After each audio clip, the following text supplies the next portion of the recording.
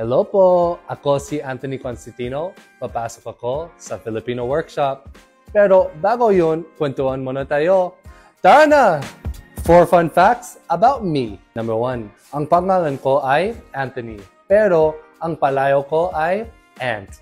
Number 2. Paborito kong laro ang basketball. Galing ko, di ba? Number 3. Dito lang nagustuhan ko ang kwek-kwek. Sobrang sarap talaga. Grabe. Number 4. Paborito kong kulay ang itim.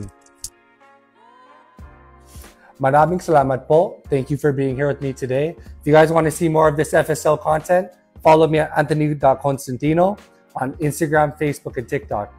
Pasok na ako. Inaantay ako ni Sir Jeff.